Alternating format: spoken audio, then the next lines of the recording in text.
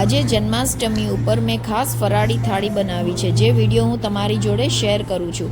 આ video and સુધી જોજો, સ્કીપ ના કરતા, તમને બહુ મજા આવશે. તો ચાલો શરૂ કરીએ. આપણે પહેલાં બટેટાનું શાક કરી લઈએ. સૂકી ભાજી બનાવીએ છીએ જે જલ્દીથી બને છે, ફટાફટ બને છે. વ્હાઈટ સૂકી ભાજી બનાવીએ છીએ આપણે. એના માટે મેં કઢાઈ લીધી છે અને કઢાઈમાં આપણે ઘી લેશું. 2 ચમચા જેવું ઘી લેશું. આપણું ઘી ગરમ થઈ ગયું છે. 2 ચમચા જેવું ઘી લીધું છે. મરીનો પાવડર નાખ્યો છે. 1 ચમચી જેવું મરીનો પાવડર નાખ્યો છે. હવે આપણે બટેટા એડ કરી દઈશું. બાફેલા બટેટા જે છે એ આપણે એડ કરી દઈશું.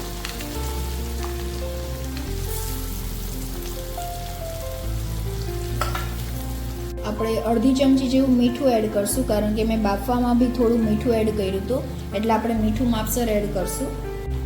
અડધી ચમચી જેવી મરી પાવડર એડ કરશું. આપણે વઘારમાં બી ઘીમાં એડ કર્યું છે મરી પાવડર, એટલે મરી પાવડર વધારે પ્રમાણમાં આ શાકમાં મરીનો પાવડર વધારે સારો લાગશે, એટલે આપણે 2 ચમચી જેવું એડ કરી દઈએ. બસ ચલો, હવે આપણે મિક્સ કરી દેવું છે બધું, અને આ તમારી સબ્જી રેડી. આ બહુ સિમ્પલ સબ્જી છે, ઝટપટથી બની જાય એવી સબ્જી છે. અને આ રાજગરાની પૂરી આપણે બનાવીએ તેની જોડે આ સબ્જી બહુ સરસ લાગે છે.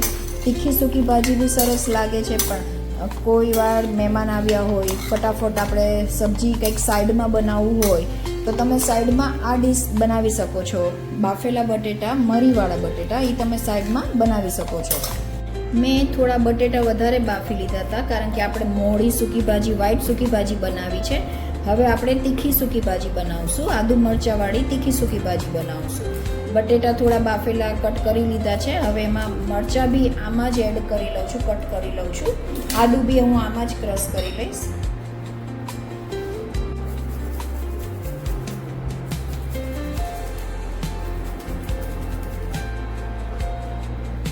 સૂકી ભાજીમાં આપણે લાલ મરચું જ એડ કરશું, બાકી આપણે હળદર એડ નથી કરવાની. મેં 1 ટેબલ સ્પૂન મેં મરચું લીધું છે, લાલ મરચું. સ્વાદ પ્રમાણે મીઠું એડ કરી દઈશું આપણે. ચલો, હવે કઢાઈ મેં રાખી દીધી છે. કઢાઈમાં 2-3 ટેબલ સ્પૂન મેં તેલ એડ કર્યું છે. ચલો, 1 ચમચી આપણે જીરું એડ કરશું. આમાં જીરું અને ખાલી મીઠો લીમડો જ એડ કરવાનો છે, કરી લીવ્સ. હવે આપણે મીઠો લીમડો એડ કરશું. હવે આપણે બટેટા મસાલાવાળા એડ કરી દઈશું.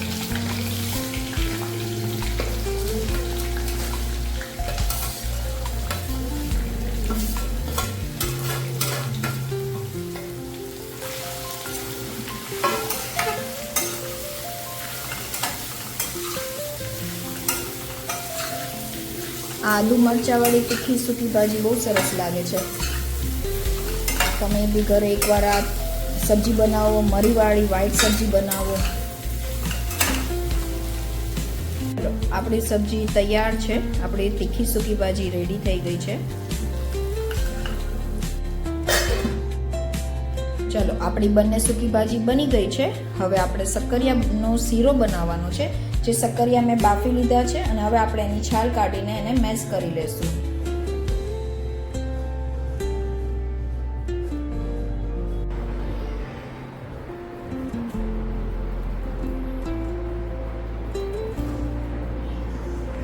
શક્કરિયાનો શીરો બનાવવા માટે મેં 2 ચમચા જેવું ઘી લીધું છે. આપણે વધારે પ્રમાણમાં થોડું ઘી લેવાનું છે. આપણું ઘી ગરમ થઈ ગયું છે. હવે આપણું આ શક્કરિયા, જે મેશ કરેલા શક્કરિયા છે, આપણે કઢાઈમાં એડ કરી લેશું.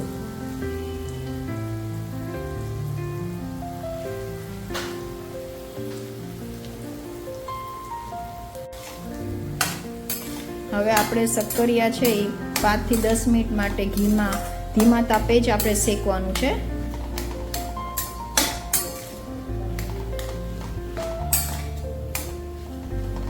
આપણે શેકાવાની સાથે સાથે ખાંડ બી અડધી વાટકી જેવી મેં ખાંડ એડ કરી છે. એ બી જોડે જ આપણે આમાં શેકાઈ જાય, ગરમ થઈ જાય એટલે ખાંડ એડ કરી દેશું. આપણા શક્કરિયા સરસ શેકાઈ ગયા છે. હવે ઉપરથી આપણે કિસમિસ થોડી એડ કરી દઈશું. થોડા ડ્રાય ફ્રૂટ્સ, કાજુ બદામ એડ કરી દઈશું અને બધું મિક્સ કરી દઈશું. અને થોડો એલચીનો પાવડર બી એડ કરી દઈશું. એલચીનો પાવડર છે 1 ચમચી જેવો એડ કર્યો છે મેં. આપણો શીરો હવે રેડી છે. મેં એક બાઉલમાં ટ્રાન્સફર કરી દીધો છે અને હવે આપણે ઉપરથી થોડું જે ડ્રાયફ્રૂટ મેં બચાવ્યું છે એ આપણે થોડુંક ઉપરથી એડ કરી દઈશું અને થોડો આપણો એલચીનો પાવડર બી આપણે એડ કરી દઈશું. આપણો શક્કરિયાનો શીરો રેડી. હવે આપણે ફરાળી પૂરી બનાવવાની છે. ફરાળી પૂરી બનાવવા માટે મેં રાજગરાનો લોટ લીધો છે અને હવે આમાં 1 ચમચી જેવું આપણે મીઠું એડ કરશું અને માપસર આપણે મોણ એડ કરી દઈશું. મેં ગરમ તેલ લીધું છે. હવે આપણે લોટ બાંધી લેશું. આમાં બટેટું બાફેલું આપણે એડ કરીએ તો આપણી પૂરી બહુ સરસ ક્રિસ્પી અને સોફ્ટ બને છે. એટલે તમે બી એકવાર આ લોટ પૂરી બનાવો તો એમાં તમે બાફેલું 1 બટેટું એડ કરી શકો છો.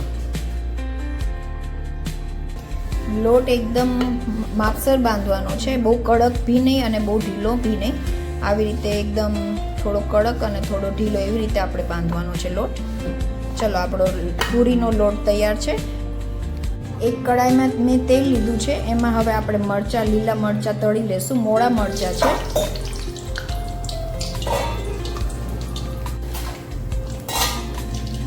આપણે મરચાં તળાઈ ગયા છે અને જ્યારે બી આપણે તેલમાં મરચાં એડ કરીએ તરત જ આપણે ઢાંકણું ઢાંકી દેવું, નહીંતર તેલ આપણને ઉડશે. મરચાં જેવા એડ કરીએ તરત જ તેલ ઉડે છે આપણને, એટલે મરચાં એડ કરો ત્યારે ઢાંકી દેવું. અને મરચાં જ્યારે એડ કરો ત્યારે કટ કરવાના. બધા મરચાંમાં આપણે કટ કરીને જ મરચાં તળવાના છે.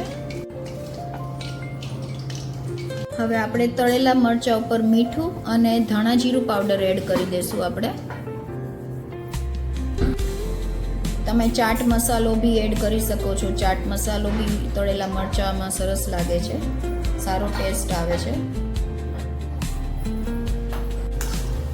મેં મસાલા સિંગ બનાવવા માટે મેં સિંગ તળવા એડ કરી દીધી છે, તળવા માટે. અને આપણી સિંગ તળાઈ જાય એટલે આપણે એમાં મસાલા, ડ્રાય મસાલા બધા એડ કરવાના રહેશે.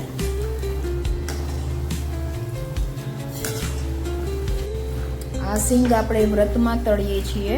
તળેલી સિંગ આપણે જે ખાઈએ છીએ મસાલાવાળી, આ એ સિંગ છે.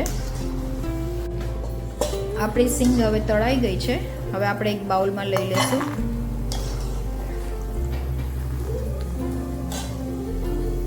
આપણી સિંગ તળાઈ ગઈ છે. હવે એમાં થોડું આપણે મીઠું એડ કરશું. મીઠું મેં લીધું છે પણ આ સિંધા મીઠું છે, જે સિંધાલું મીઠું કહેવાય, એ મીઠું મેં બધામાં એડ કર્યું છે. થોડું આપણે ધાણા જીરું પાવડર એડ કરશું. 1 ચમચી જેવું લાલ મરચું પાવડર એડ કરશું. હવે આપણે મિક્સ કરી લેશું. આપણી મસાલા સિંગ રેડી થઈ ગઈ છે. ચલો, હવે આપણું બધું જમવાનું તૈયાર છે. હવે એક પૂરી બાકી છે. હવે આપણે પૂરી બનાવી લેશું. પૂરીના મીડિયમ સાઇઝના લુવા લેવાના છે.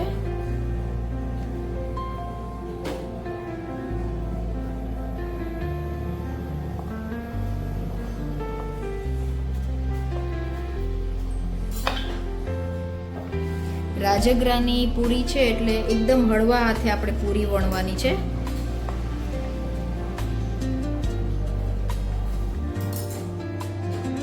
આવી રીતે મીડિયમ સાઇઝમાં પૂરી આપણે બનાવી લેશું.